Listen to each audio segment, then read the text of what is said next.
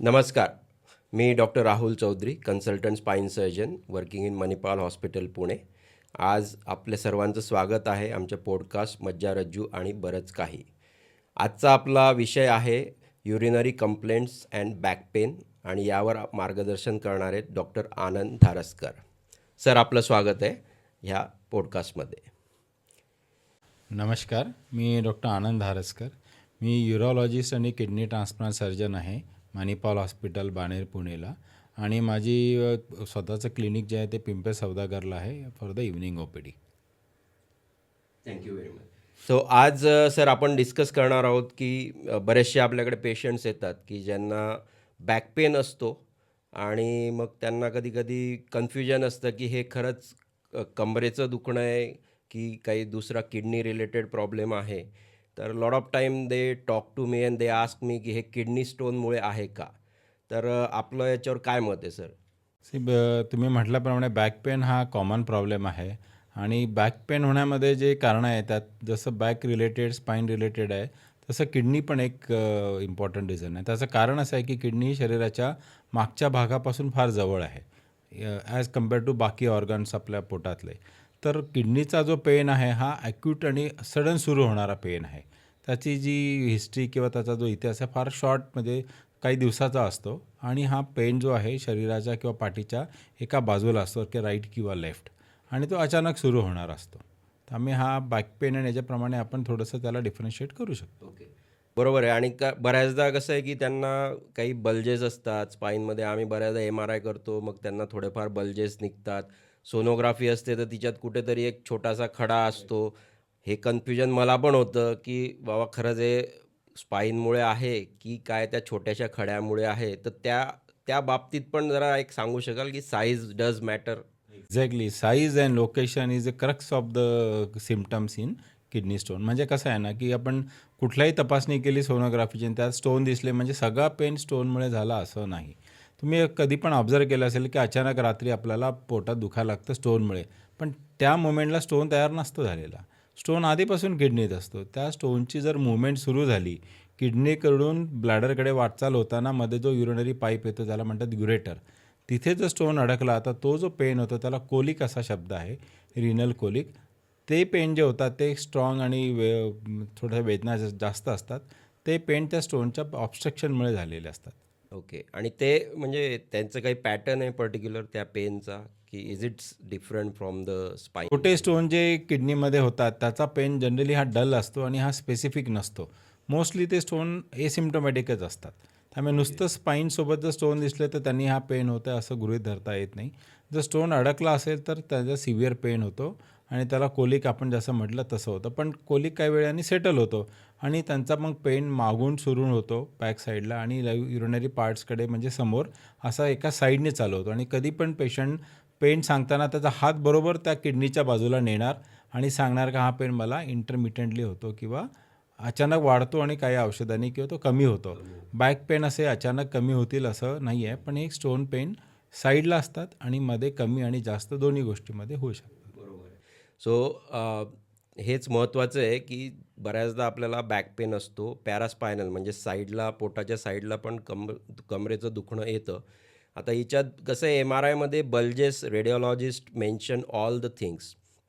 तिच्यात ते सर्व सांगतात की तुम्हाला इथे बल्ज आहे, तिथे बल्ज आहे, पण त्याचं बऱ्याचदा क्लिनिकल सिग्निफिकन्स नसतं. आणि जर आपल्या साईडला, पोटाच्या बाजूला जर दुखणं असेल आणि ते कधी-कधी आपल्या जांघेमध्ये जात असेल किंवा it is a sudden pain, तर it can be related to the kidney stone. So that is a very good information which we got it today. दुसरा एक महत्त्वाचा क्वेश्चन की आम्ही आता कसे as a spine surgeon, orthopaedic, आम्ही भरपूर कॅल्शियम लिहून देत असतो पेशंटला. आणि पेशंट म्हणतो की हे सगळं कॅल्शियम माझ्या किडनीमध्ये जाऊन आता खडे तयार करणार काय? तर याच्यावर आपलं काय मत करेक्ट. आहे? स्टोन म्हटलं ना तर सगळ्यांना आठवतं कॅल्शियम. कारण आपल्याला कुठेतरी असं माहिती झालेलं आहे किंवा एक्सरे करतो तो स्टोन दिसतो की सगळे स्टोन कॅल्शियमचेच असतात. पण तसं नाही आहे. कॅल्शियमसोबत ऑक्झॅलेट नावाचे केमिकलचे स्टोन असतात, युरिक ॲसिड, सिस्टोन किंवा जस्ट इन्फेक्शनमुळे झालेले स्टोन असतात. त्यामुळे स्टोनमध्ये अनेक प्रकार आहे. तुम्ही जे काही कॅल्शियम तोंडाद्वारे पोटात टाकलं ते 100% ॲब्सॉर्ब होत नाही. शरीराला जी डिमांड आहे तेवढंच ॲब्सॉर्ब होतं. ते ॲब्सॉर्ब झालेलं युरिनमधून बाहेर निघतं किंवा बोन मसलमध्ये ॲब्सॉर्ब होतं. त्या सगळ्याचे स्टोन बनत नाही. असं पण ऑब्झर्व करण्यात आलं आहे जे स्टोन फॉर्मर आहे की त्यांच्या युरिनमध्ये कॅल्शियम जास्त आहे पण त्यांच्या डाएटमध्ये जास्त नसतं. सो ही त्यांच्या इंट्रेन्सिक किडनीची एक हे आहे सिच्युएशन ज्यामध्ये कॅल्शियम एक्सक्रीट जास्त करतात युरिनमध्ये आणि त्याचे स्टोन म्हणतात. किंवा एक सॅट्रेट नावाचं केमिकल आहे ते फार प्रोटेक्टिव्ह आहे. आपण जे फळं खातो ना त्या फळांमध्ये सॅट्रेट असतं म्हणून त्याला सिट्रस फ्रूट असं म्हणतो आपण. तर त्या सॅट्रेटमुळे स्टोन कमी होतात. तर ते सॅट्रेट कमी झालं शरीरात की तरी स्टोन होतात. मग तुमचं कॅल्शियम नॉर्मल असलं तरी पण स्टोन होऊ शकतात. म्हणजे ओरल कॅल्शियमचा आणि स्टोनचा अर्थार्थी संबंध नाही आहे. बरोबर आहे. सो आणि दुसरं अजून आय थिंक महत्त्वाचं सर, की बऱ्याचदा युअर फ्लुइड इनटेक, तुमचं water intake also I think it is very important in this मी स्टोन पॅथॉलॉजीज. आमच्या स्टोन फॉर्मिंगच्या मूळ मुद्द्यालाच हात घातलेला आहे. सगळ्या स्टोन फॉर्मरची एकच व्यथा आहे की क्वांटिटी ऑफ युरिन. आपण काय ऑब्झर्व करतो की मी माझ्या भावापेक्षा किंवा घरच्या मेंबरपेक्षा पाणी जास्त पितो मला स्टोन होणार नाही. ही संकल्पना चुकीची आहे. तुमच्या शरीराची डिमांड किती, तुमचं मेटाबॉलिझम किती, तुम्ही युरिन किती बनवता त्याच्यावर स्टोन फॉर्मेशनचा हा रेट आहे. एक जनरल कन्सेप्ट आहे की ज्यांना स्टोन झालेले आहेत त्यांनी होऊ नये म्हणून काय प्रिकॉशन घ्यायची, तर युरिन क्वांटिटी ही 2 लिटर 24 तासात झाली पाहिजे. म्हणजे त्या अनुषंगाने आपण पाण्याची क्वांटिटी कमी जास्त करायला पाहिजे. Okay. So that is a very good information again we got it. So आपण थोडंसं आता दुसऱ्या एक आपल्या टॉपिककडे वळूयात, ज्याच्यात लॉट ऑफ टाईम पेशंट्सला ते they come with the urinary retention, म्हणजे त्यांना लघवी मोकळी होत नाही आहे किंवा लघवी तुंबलेली आहे आणि we talk about various words जे पेशंटला पण बऱ्याचदा कळत नाही. Neurogenic bladder, obstructive bladder. I think या बाबतीत आपण अजून आज थोडंसं प्रेक्षकांना फार एकदम सरळरित्या माहिती मिळेल अशा आपण हे थोडं डिस्कस करूयात की what is the obstructive bladder आणि what is a neurogenic bladder. So obstructive is definitely की जिथे बाबा तुमचं ऑब्स्ट्रक्शन होतं आहे आणि त्याच्यामुळे युरिन पास होत नाही आहे. तर याच्याबद्दल तुम्ही अजून थोडीफार काय माहिती द्याल? पहिले हे जे सिम्पटम्स आहे ब्लॅडर रिलेटेड त्याला लोअर युरिनरी ट्रॅक सिम्पटम असा जनरल शब्द आहे. पण त्याच्यामध्ये 5-6 सिम्पटम्स प्रामुख्याने येतात. एक तर युरिन वारंवार होणे, म्हणजे तुम्हाला दर तासाला 1.5 तासाला असं वाटतं की युरिन मला आता करायची नाही आहे पण मला सारखी येत आहे. युरिन करताना अर्जन्सी होणे, म्हणजे तुम्हाला टॉयलेट शोधणे आणि त्याच्यापर्यंत पोहोचणे हा तुमचा एक अजेंडा झाला आहे तयार. That is called urgency. म्हणजे तुम्ही पुढे फंक्शनला जाणार तर पहिले विचारणार बाथरूम कुठे आहे इथे. That is urgency part. मग रात्री झोप लागल्यानंतर सकाळी उठेपर्यंत लघवीला उठणे त्याला म्हणतात नॉक्टुरे किंवा रात्री लघवीला उठणे. एकदा उठणं हे नॉर्मल आहे, एकपेक्षा जास्त उठणं हे ॲबनॉर्मल आहे. हे मेन सिम्पटम झाले. अजून 3 सिम्पटम असे आहेत की ब्लॅडर एम्प्टी न होणे. तुम्हाला असं जाणीव होणे की आता सगळं झाल्यावरही थोडी युरिन शिल्लक आहे किंवा जी धार बाहेर येते ती तुटत तुटत येते पुन्हा थांबते आणि सुरू होते किंवा तुम्हाला जोर लावायला लागतो. हे सगळे सिम्पटमला ब्लॅडर सिम्पटम्स म्हणतात किंवा लोअर युरिनरी ट्रॅक सिम्पटम्स म्हणतात. पण त्यातले सगळेच प्रोस्टेटचे असतील किंवा सगळेच न्यूरोजेनिक असतील असं नाही. एक त्याच्यात मेन फरक आहे की मेल आहे की फिमेल हा फार इम्पॉर्टंट ॲस्पेक्ट आहे.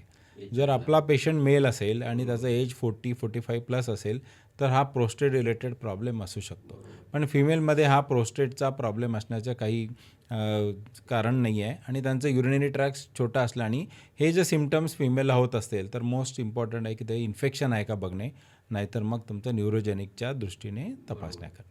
So as a spine surgeon मला न्यूरोजेनिक ब्लॅडरचं थोडीशी मी अजून इन्फॉर्मेशन देऊ इच्छितो की बऱ्याचदा पेशंट्सला मानेमध्ये किंवा कमरेमध्ये त्यांची जर नस दाबली जात असेल तर ह्या सिच्युएशनमध्ये आम्ही upper motor neuron, lower motor neuron म्हणजे स्पायनल कॉर्डवरती जर प्रेशर आलं तर आपलं ब्लॅडर हे वेगळ्या तऱ्हेने बिहेव करतं आणि तेच जर आपल्या कमरेमध्ये जर नस दाबली गेली तर आपलं ब्लॅडर हे वेगळ्या तऱ्हेने बिहेव करत असतं. तर जनरली जर आपल्याला मानेमध्ये आपली जर मज्जारज्जू दबली गेली असेल आणि त्याच्यामुळे जर आपल्याला सिम्पटम येत असतील तर अशा पेशंट्समध्ये त्यांना बऱ्याचदा अर्जन्सी असते, त्यांना फ्रिक्वेंटली युरिन पास करायला जावं लागतं. बऱ्याचदा त्यांचं पूर्ण एम्प्टिंग होत नाही ब्लॅडरचं आणि इन जनरल त्यांची युरिनरी फ्रिक्वेन्सी ही वाढलेली असते. पण त्यांना ते कळत नाही की whether it is really due to the spinal cord pressure. ते आपण जर विचारलं आम्ही तर मग त्याचे स्पेसिफिक आन्सर्स आम्हाला मिळतात. त्याचप्रमाणे जर कमरेमध्ये जर आपली नस दाबली गेली, सडन जर प्रेशर आलं तर आपलं ब्लॅडर हे काम करणं बंद करून टाकतं आणि इट इज काइंड ऑफ की ब्लॅडर आपलं फुल भरून जातं आणि पेशंटला त्याचं सेन्सेशन येत नाही. त्याच्यामुळे they cannot pass the urine also.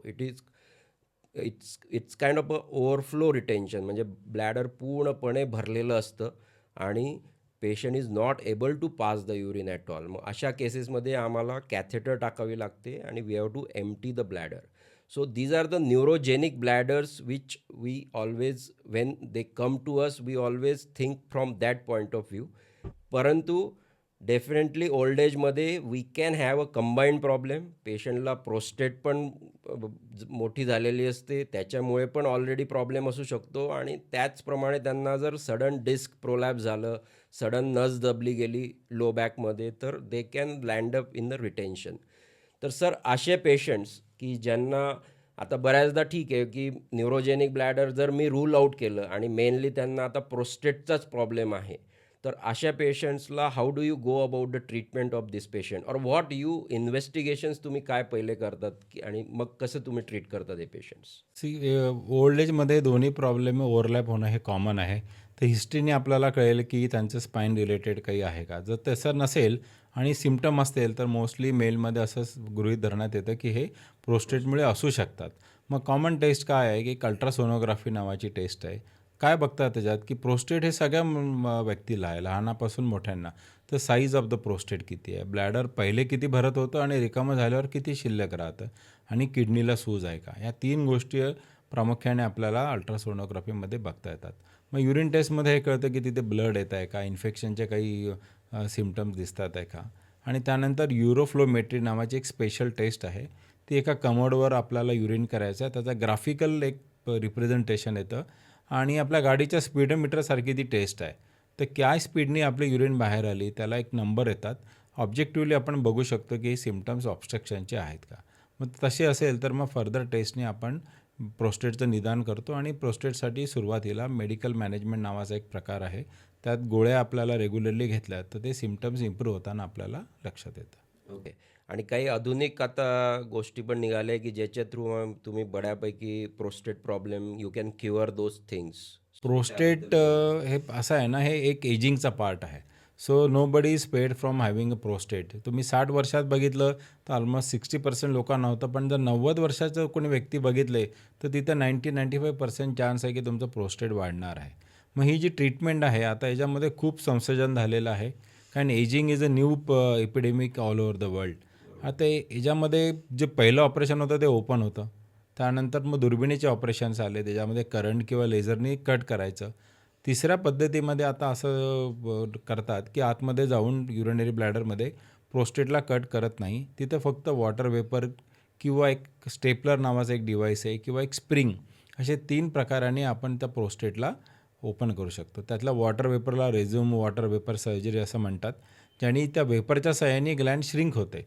पण ॲडव्हान्टेज काय आहे, तुम्हाला सिम्पटम्स लगेच कमी होतात. वेळ 10-15 मिनटाचाच लागतो. जुनी सर्जरी 1.5 तासाची असायची, ही 10 मिनटात होते आणि ब्लिडिंग होत नाही, तुमचे इरेक्टाईल प्रॉब्लेम्स डिस्टर्ब होत नाही, इजॅक्युलेशन डिस्टर्ब होत नाही आणि हे कुठल्याही सिक पेशंटला किंवा कुठल्याही यंग पेशंटलाही करता येतं. तर या मॉडर्न ट्रीटमेंटने आता हे सोपं झालेलं आहे आणि ही प्रोबॅबली सर्जरी डे केअरमध्ये मोडते. सकाळी येऊन तुम्ही सर्जरी करून संध्याकाळी घरी जाऊ शकता. बरोबर. आणि हे सरांनी फार चांगली आपल्याला माहिती दिलेली आहे. तसंच जर ब्लॅडरचा इश्यू म्हणजे if it is a combined neurogenic पण असेल, म्हणजे लेट्स से आपण त्याचं प्रोस्टेट पार्ट जर असेल तर तो ट्रीट केला आणि तरी जर न्यूरोलॉजिकल कॉम्पोनंटमुळे जर ब्लॅडर फंक्शनिंग होत नसेल, तर अशा केसेसमध्ये आता बऱ्याचदा माझ्याकडे पॅराप्लेजिक पेशंट पण येतात की ज्यांच्या स्पायनल कॉर्डला टोटल इंजुरी झाली आणि त्यांचं ब्लॅडर म्हणजे they are not able to pass the urine. तर अशा पेशंट्समध्ये काय ऑप्शन्स आपण त्यांना देऊ शकतो की जेणेकरून they can maintain the hygiene, they can prevent having those infections again and again आणि they can manage their routine along with that treatment options? Common problem आणि तुम्ही म्हटल्याप्रमाणे याचं वर्कलोड खूप आहे. तर हा जो पॅराप्लेजिक पेशंटमध्ये युरिनरी ब्लॅडरचा प्रॉब्लेम आहे, त्याचं एक कॅरेक्टरिस्टिक असं आहे की ब्लॅडरला कॉन्ट्रॅक्शन नसतात. ते ब्लॅडर एका फुग्यासारखं फुगतं आणि एका लेवलनंतर ते एक ओव्हरफ्लो जेव्हा आपण म्हणतो, जसं भांडं भरून वाहतं तसं ते ब्लॅडर व्हायला सुरुवात होते. मग यांची मेन ट्रीटमेंट आहे, याला ब्लॅडरला कॅथेटर लागतं. तर कॅथेटरमध्ये पण 2-3 प्रकार असे आहेत की नॉर्मल पेनिसमधून टाकणारे जे कॅथेटर आहे ते एक आहे. मग त्याचं रिप्लेसमेंट जर आपल्याला काही एक महिन्यापेक्षा जास्त ठेवायचं आहे, तर पोटातून एक छोटा मार्ग करून आपण सुप्रापुबिक कॅथेटर पण ठेवू शकतो. पण एक दुसरा असा पर्याय आहे, ज्यांच्या हाताला व्यवस्थित मुवमेंट्स आहे आणि कोऑर्डिनेशन आहे, ते स्वतः आपलं स्वतःचं कॅथेटर टाकून युरिन एम्प्टी करू शकतात. आणि हे 24 तासातून हार्डली 3 ते 4 वेळा करावं लागतं आणि प्रत्येक वेळेस त्याला 5 मिनिट वेळ लागतो. तर 20 ते 25 मिनिटात 24 तासाचं काम होतं. फक्त त्यांना त्यांच्या हातामध्ये पेनासारखं ते कॅथेटर पकडून स्वतः टाकण्याचं एक ट्रेनिंग पार्ट द्यावा लागतो. त्याला क्लीन इंटरमिटंट कॅथेटर असं म्हणतात. आणि सर याच्यावर काही पर्टिक्युलर मेडिसिन्स वगैरे तुम्ही कधी ॲडवाईस करतात? तर आता हे जे 2 प्रकार झाले न्यूरोजेनिक ब्लॅडरचे, एक वरचा प्रकार आहे त्याला अप्पर मोटन जसे तुम्ही शब्द वापरला. त्याच्यामध्ये काय होतं की ब्लॅडर सारखं कॉन्ट्रॅक्शनमध्ये जातं. तर त्याचं फिलिंग होत नाही. कारण ब्लॅडरला 2 कामं दिली आहेत निसर्गाने. पहिले जमा करणे, म्हणजे 4 तास शांत बसणे आणि युरिन जे वरून एक थेंब येत राहते ती साठवणे आणि वेळ प्रसंगी ते एम्प्टी करणे. तर अप्पर मोटॉन न्यूरॉनचा प्रॉब्लेममध्ये पहिलं काम चांगलं होत नाही. त्यांचं ते 100 ml म्हणतं की आता ब्लॅडर भरलं, ते 400 पर्यंत थांबायला तयार होत नाही एक्झाम. मग अशा वेळेस मेडिसिन्स आहेत जेणेकरून ब्लॅडरला रिलॅक्स करण्यात येतं. मग त्यांची फ्रिक्वेन्सी कमी होते, अर्जन्सी कमी होते आणि ब्लॅडर वायडिंगचा ड्युरेशन वाढत जातो. ओके. मग दुसरा प्रकार जो आहे लोअर मोटान, त्याचा प्रकार याचा एक्झॅक्टली उलटा आहे. तिथं फिलिंग इज एक्सेसिव्हली डन, पण एम्प्टिंग इज फॉल्ट. बरोबर. ब्लॅडर रिकामं होत नाही.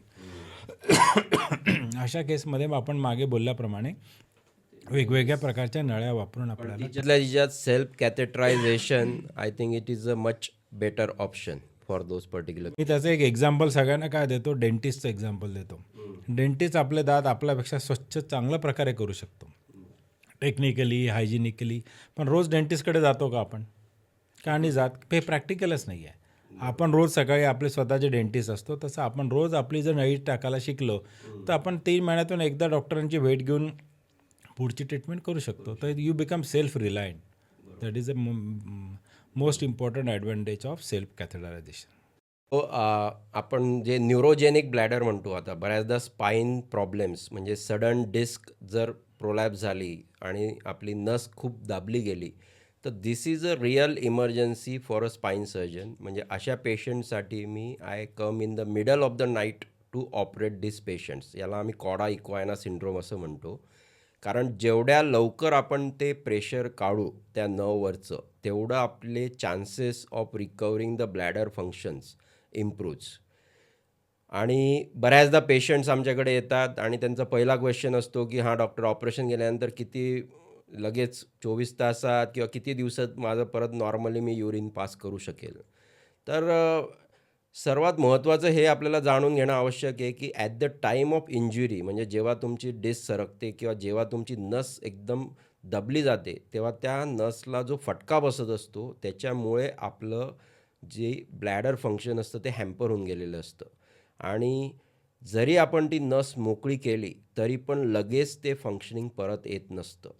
आता मी माझ्या 20 वर्षाच्या एक्सपिरियन्समध्ये हे नक्कीच सांगू शकतो की जरी आपण ते नस मोकळ्या केल्या तर ब्लॅडर फंक्शन रिटर्न यायला बऱ्याचदा काही दिवस ते 1 वर्ष पण लागलेलं आहे. आणि याच्यातल्या काही पेशंटला जसं आम्ही डिस्कस केलं की त्यांना रेग्युलरली कॅथेटर टाकून त्यांची लघवी काढावी लागते. सो न्यूरोजेनिक ब्लॅडरमध्ये always patience is very important. आपण पेशंटला एज्युकेट करतो की त्यांनी ती हायजीन कसं मेंटेन करावं आणि देर आर व्हेरियस टेक्निक्स की ज्याच्या थ्रू ते ब्लॅडर एम्प्टिंग करू शकतात. दुसरा पार्ट जो आहे आपण की आता सरांनी आपल्याला प्रोस्टेटबद्दल बरीचशी माहिती सांगितली. तर definitely there is a medical management आणि सर्जिकल मॅनेजमेंट. आता हा परत क्वेश्चन एक आहेच परत सर तुमच्याकडे की मेडिकल मॅनेजमेंटनी पूर्णपणे बरं होऊ शकतं का? किंवा तुम्ही ती मेडिकल मॅनेजमेंट टेम्पररी देता आणि नंतर तुम्ही सर्जरी डिसाईड करता, असं काही आहे का प्रोस्टेट प्रॉब्लेममध्ये? तर ही जी सिच्युएशन आहे जिथे प्रोस्टेट पण आहे, पेशंटला हिस्ट्री आहे आणि नंतर काही वर्षात स्पाईन प्रॉब्लेम झाला, तर कंपोनंट दोघांचीही आहे. मग दोघांना वेगवेगळं करण्यासाठी आपल्याकडे एक मेडिकल कन्सेप्ट असा आहे की प्रोस्टेट हे हार्मोन डिपेंडंट ऑर्गन आहे. टेस्टेस्टेरॉन नावाच्या हार्मोनवर या प्रोस्टेटची ग्रोथ होते. जर ते टेस्टेस्टेरॉन हार्मोन आपण टेम्पररी सप्रेस केलं, ज्याला आपल्याकडे इंजेक्शनच्या फॉर्ममध्ये अशी ट्रीटमेंट आहे की आपण 1 ते 3 महिन्यासाठी त्या हार्मोनला लोएस्ट लेवलला आणू शकतो. अशा केसमध्ये प्रोस्टेट छोटं होऊन जातं. मे बी इंजेक्शन दिला एक 4 आठवड्यात महिनाभरात होणार, पण त्यावेळेस जर ते सिम्पटम्स पूर्णपणे पेशंटचे गेले आणि पेशंट इम्प्रूव्ह झाला, तर आपण असं म्हणू शकतो की प्रोस्टेटमुळे तो इम्प्रूव्हमेंट झालेला आहे आणि अशा पेशंटची मग परमनंट सर्जरी करू शकतो. तर मग एक प्रकारचा प्रॉक्सी म्हणतात त्याला, की एक प्रकारचं आपण ट्रायलमध्ये आपल्याला कळतं की हे प्रोस्टेटचा कंपोनंटच मेन होतात आणि सिम्पटम येत होते आणि स्पाईन इज नॉर्मल. मग अशा केसमध्ये आपण नंतर सेकंड स्टेजला परमनंट सर्जरी करू.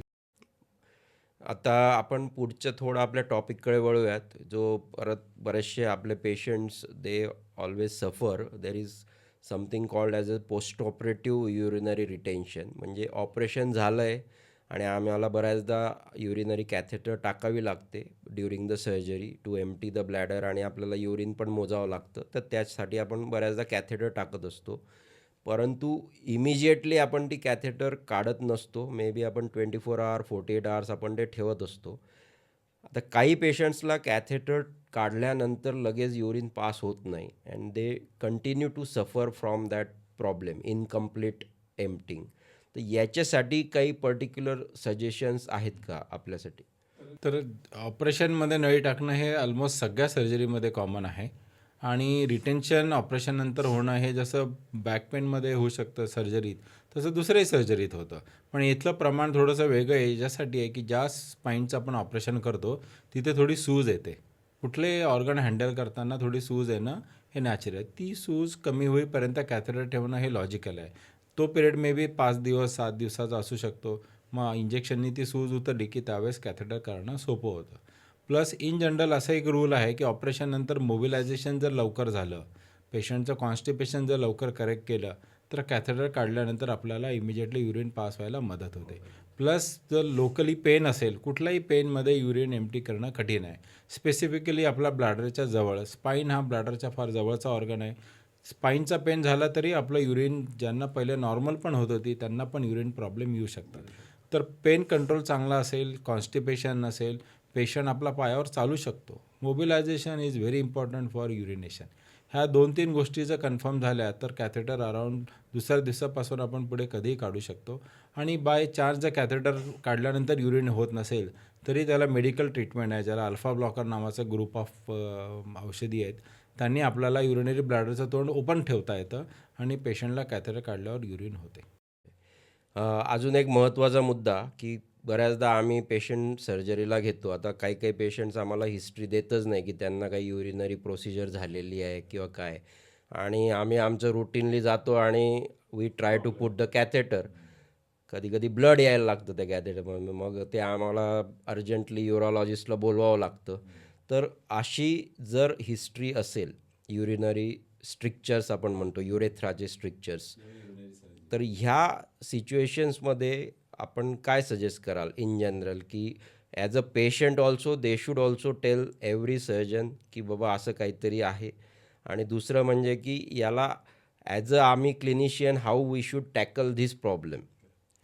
हे युरिनरी सर्जरी ज्या आहेत ना, ह्या एंडोस्कोपिक होतात पेनिसमधून. तर मोस्ट ऑफ द पेशंट हे पूर्णपणे सोयीस्करित्या विसरून जातात, कारण त्यांना बाहेरून काहीच दिसत नाही की कुठे कट केलेला होता. दुसरी गोष्ट की जर एज आहे, हे this is all problem related to male gender, म्हणजे माणसांमध्ये दिसणाऱ्यांनी पुरुषांमधले हे प्रॉब्लेम आहेत.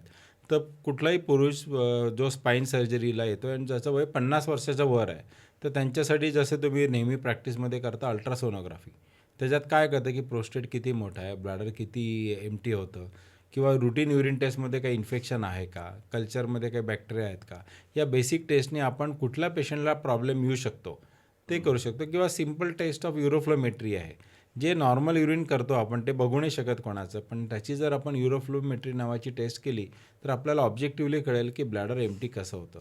या बेसिक टेस्टमध्ये आपण 99% प्रेडिक्शन करू शकतो की कोणाला युरिनरी प्रॉब्लेम येणार आणि कोणाला कॅथेटर किंवा दुर्बिणी तपासणीची गरज पडणार.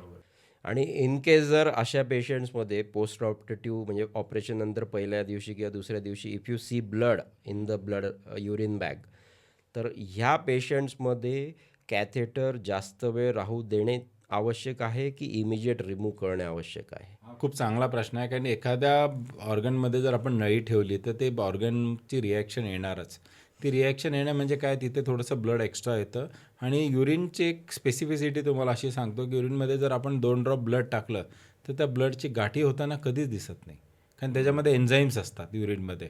त्यामुळे आपला रंग पसरतो ना तसाप्रमाणे पूर्ण युरिन लाल होते. तर जे दिसतं तेवढं ब्लड कधीच नसतं युरिनमध्ये. हा रूल नंबर 1 आहे. फार कमी ब्लड असतं आणि तुम्हाला फक्त एकच त्यावेळेस बघायचं आहे की युरिनचं क्वांटिटी चांगली हवी, हायड्रेशन चांगलं हवं आणि युरिनचा कलर यदि प्रेझेंटेबल झाला, माइल्ड होत असेल तर कॅथेटर काढायलाच पाहिजे.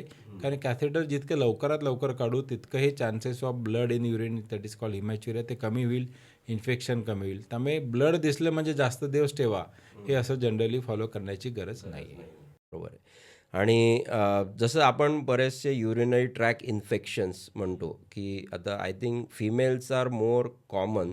Sir is there any particular reason की फिमेल्समध्ये युरिन इन्फेक्शन्स हे जास्त कॉमन आहे as compare to males? Female has a different anatomy. त्यांचा जो डिफेन्स मेकॅनिझम आहे, ब्लॅडरमध्ये जे इन्फेक्शन पोहोचण्याचा जो रेट आहे तो फिमेलमध्ये खूप जास्त आहे. बिकॉज पाईप एकदम 2.5 ते 4 सेंटीमीटरचाच आहे आणि कंपॅरिझन टू पुरुषांमध्ये तो 25 सेंटीमीटरपर्यंत आहे. त्यामुळे बॅक्टेरिया लवकर पोहोचतात. मग delivery, child bearing, so many reasons are there ज्यांनी हे urinary infection common. But majority of the situation हे इन्फेक्शन फक्त ब्लॅडरला असतं, हे वर जात नाही. पण तेच आजूबाजूच्या अवयवाला जसं गर्भाशयाला, ओव्हरीला गेलं तर बॅक पेन होणं हे फार कॉमन आहे आणि सिमिलर काइंड ऑफ पेशंट मग पुन्हा स्पाईनचं ओपिनियन घ्यायला सर्जनकडे बरोबर आहे. सो तेच आपण की बरेचसे युरिनरी ट्रॅक इन्फेक्शन्स जे आपण सिम्पल अँटीबायोटिक देऊन ते आपण डेफिनेटली ट्रीट करू शकतो. इन जनरल स्पाईन किंवा ऑर्थोपेडिक ऑपरेशन जर आम्ही म्हटले तर we are always worried about the risk of infection आणि it is a very routine for us to diagnose the urinary infections. आता आय थिंक बरेचसे फिमेल्स आहेत की ज्यांना इन्फेक्शन असू शकतं but they are not symptomatic आणि when we do the test they come to know की अरे त्यांना युरिनमध्ये इन्फेक्शन आहे, मग आपण अँटीबायोटिक्स वगैरे देतो. तर म्हणजे ते बऱ्याचदा घाबरून जातात. पण आय थिंक की एवढं एकदम घाबरायची गोष्ट नाही आहे ती and it is quite common situation. Infection हे पुरुषांमध्ये आणि मेलमध्ये याला वेगवेगळे अर्थ आहे. कारण फिमेलमध्ये इन्फेक्शन होणं हे कॉमन आहे, पण पुरुषांमध्ये इन्फेक्शन होणं हे रेअर आहे. म्हणजे कुठलाही जर स्पाईनचा पेशंट जर मेल असेल आणि त्याला UTI असेल तर आपण ॲग्रेसिव्हली ट्रीट करणार. त्याच्या विरुद्ध जर फिमेल असेल, स्पाईन प्रॉब्लेम आहे आणि त्यांना युरिनरी इन्फेक्शन आहे पण सिम्पटम नाही आहे, तर तिथे आपलं ॲग्रेशन कमी होणार आणि आपण एक 3 ते 5 दिवसाच्या छोट्या ओरल अँटीबायोटिक कोर्सने आपण ट्रीटमेंट करून पुढच्या तयारीला लागणार. थोडंसं आपण एक अजून सिरियस टॉपिकला टच करणार आहे आज, which is sometimes patient comes to us with a severe back pain. आम्ही रुटीन त्यांना बल्जेस वगैरे सगळं असतं, पण बऱ्याचदा MRI जेव्हा करतो आम्ही तेव्हा त्यांना there are lot of changes in the vertebral bodies आणि it tend to go towards more like a metastasis, म्हणजे की बाबा कुठेतरी कॅन्सर आहे आणि now it is spread to the spine. म्हणजे they never had any other complaints and only for the back pain they come to us and now they have been diagnose that they got a cancer which is spreading in the body. Male पेशंट्समध्ये जेव्हा पण आमच्याकडे सर्वात पहिले असे पेशंट्स येतात तेव्हा we always check for the prostate. So त्याबद्दल सर थोडंसं अजून तुम्ही मार्गदर्शन कराल तर? तुम्ही खूप चांगला पॉईंट इथे रेज केलेला आहे. त्याचं बॅकग्राऊंड असं सांगतो, हे मेल पेशंटमध्ये होणारा प्रॉब्लेम आहे. प्रोस्टेट कॅन्सर हा जगातला पुरुषांमध्ये होणारा नंबर 1 इन्सिडन्सचा कॅन्सर आहे. म्हणजे याचं ओव्हरऑल बर्डन इन सोसायटी जे म्हणतात, नंबर ऑफ पेशंट ते खूप आहेत. आणि भारतांमध्ये जो प्रोस्टेट कॅन्सर डिटेक्ट होतो तो मेटास्टॅसिसनेच होणारा असलेला कॅन्सर हा सगळ्यात कॉमन आहे. मग हे बोन मेट्स कुठे असतात, तर spine is the number 1 location for metastasis from प्रोस्टेटवरून बोनमध्ये जायला. त्यामुळे हे पेशंट पहिल्यांदा स्पाईन सर्जनकडे किंवा तुमच्याकडे येतात आणि तिथून मग ते डिटेक्ट होतात. मग त्याचं एक one of the important test is a PSA, prostate specific antigen नावाची ब्लड टेस्ट आहे. तिची व्हॅल्यू जनरली 4पेक्षा कमी असते, पण अशा केसमध्ये तुम्हाला ती 50, 100 किंवा त्यापेक्षाही जास्त सापडते. आणि त्यानंतर मग हे पेशंट ज्यावेळेस आमच्याकडे येतात आम्ही त्यांची एक रेक्टल एक्झामिनेशन करतो. प्रोस्टेटला टच करण्यात येतं आणि तिथे कळतं की तिथे एक गाठ झालेली आहे आणि मग त्याची बायोप्सी आणि पुढच्या ट्रीटमेंटनी ते प्रोस्टेट कॅन्सरचं निदान होतं. पण सुरुवात होते बोनपासून, मग मध्ये ब्लडची टेस्ट आणि शेवटी प्रोस्टेटच्या टेस्ट. मग हे कंप्लीट झाल्यानंतर मग निदान होतं.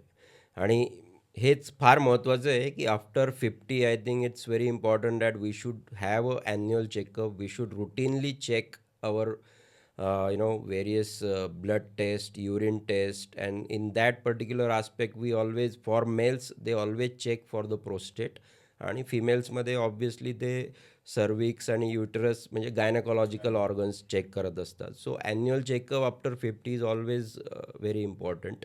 दुसरं अजून एक महत्त्वाचं आपण आज डिस्कस करणार आहोत की युरिनरी कंप्लेंट्स तर असतातच, पण त्याच्याबरोबर बऱ्याचदा पेशंट्सला इरेक्टाईल डिस्फंक्शन असतं आणि पेशंट्स कोणी सांगतं कोणी सांगत नाही, पण definitely that is also very disturbing illness. आणि सर त्याबद्दल जर आपण थोडा अजून माहिती सांगितली तर फार उत्तम होईल. आपल्याकडे इरेक्टाईल डिस्फंक्शनबद्दल सगळेजण ओपनली बोलतील असं नाही आहे, पण या एज ग्रुपमध्ये आलेल्या लोकांना हे इरेक्टाईल डिस्फंक्शन असतात. ज्याचं most common cause age related किंवा प्रोस्टेट रिलेटेड ट्रीटमेंट किंवा मेडिसिन असतात. पण रेअरली हे जसं क्वाडा इक्वाना नावाचा एक मध्ये टर्म वापरली तुम्ही, त्या सिम्पटममुळे पण इरेक्टाईल डिस्फंक्शन होतात. त्यामुळे त्या एज ग्रुपमध्ये येणाऱ्या लोकांना जर आपण प्रॉपर प्रश्न विचारले तर आपल्याला बाकी गोष्टीसोबत spine related causes for erectile dysfunctions पण भेटतील. पण आता ह्याच्या प्रोस्टेटच्या नवीन ट्रीटमेंट आहे, त्याचा एक चांगला पॉईंट आहे की त्याच्यात असे हे इरेक्टाईल डिस्फंक्शन होत नाही. So that is very good. आजच्या भागात आपण सरांकडनं पूर्ण माहिती करून घेतली की व्हेरियस युरिनरी प्रॉब्लेम्स, की जसं किडनी स्टोन झालं, प्रोस्टेटचा इश्यू, सर्जरीनंतर बऱ्याचदा आपलं युरिन रिटेन्शन होतं. तर सरांनी फार उपयुक्त अशी माहिती आपल्याला आज दिलेली आहे आणि आय होप की बरेचसे आपले पॉईंट्स याच्यातनं क्लिअर झालेले असतील. जर आपल्याला काही क्वेश्चन्स असतील तर तुम्ही डेफिनेटली आमच्या यूट्यूब चॅनलवरती ते पोस्ट करा, आपण त्याचं पूर्ण निदान करूयात. आणि आज मी माझा पॉडकास्ट मज्जा रज्जू आणि बरंच काही हा इथेच संपवतो. पुढच्या भागात आपण कोणते नवीन टॉपिक घेऊन येऊयात आणि नवीन आपल्याकडे गेस्ट स्पीकर असतील तेव्हा. थँक्यू.